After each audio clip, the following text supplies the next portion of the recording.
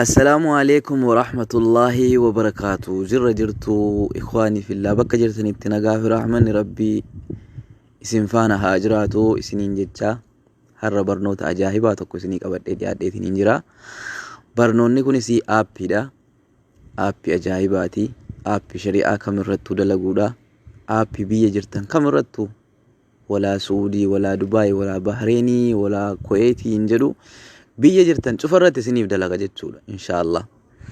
Kanaaf viidiyoo kana osoo hin laaliniin duratti sheer gochuudhaan obboleewwan keessan biraan gaha isiniin jechuun barbaada. Jazaakallah khairan. Keessattuuyyuu ijoolleen mana madaamii jirtan faa hedduu tokko isin fayyadee yaada. Maaliif shabakaa bilaashallee waan fayyadamtaniif aappiin kun gabaabumatti dafee akka isiniif dalagu ta'a jechuudha.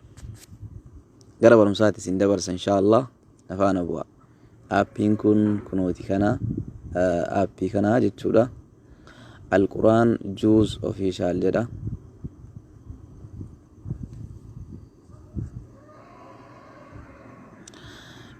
Egaan keessoo isaa yoo galtanittan kunoo haala kanaan isinii fida.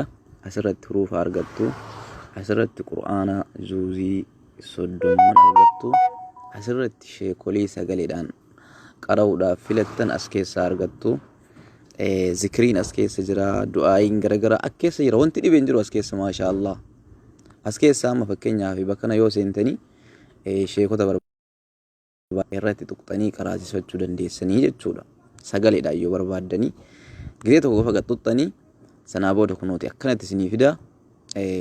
Shabakaa irratti nazzalachuu dandeessan gadi buufattanii alaaxuula isin dalaguu danda'a jechuudha, isiniif dalaguu danda'a inshallah. Asitti immoo yoo deebine kuni namoota suuraadhaan qaruu barbaadanii fi haala kanaan isin qaraa'isu maashaallah. Haala kanaanii jechuudha maashaallah, baay'ee das namatti jedha. Hedduu na gammachiisa aappiin kuni. Warri huruufa barbaadan immoo kunooti as keessa seentanii akka ajaa'ibaatti isinii galchuu danda'a jechuudha. Alif با تا ثا ما شاء الله.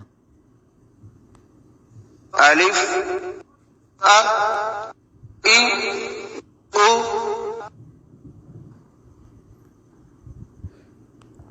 را را را ذي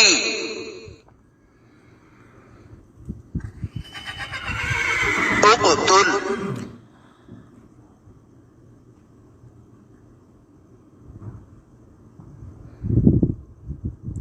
Egaan obboleewwan aappiin kun maashaallah aappii baay'ee gaariidha. As irratti yoo rukuttanii kun haala kanaan isiniif arsala asirratti illee akkasuma ahada maashaallah baay'ee tokko aappii na gammachiise keessaa isa tokko. Sheer gochuudhaan waliif qooda ramadaana dhufaa jiru kanallee rabbiin nama nagaadhaan itti ga'u rabbiin haa godhu inshallah. Barakallahu fiikum wa jazakumullahu kullu khair. Wassalamu alaikum wa rahmatullahi wa barakatuh.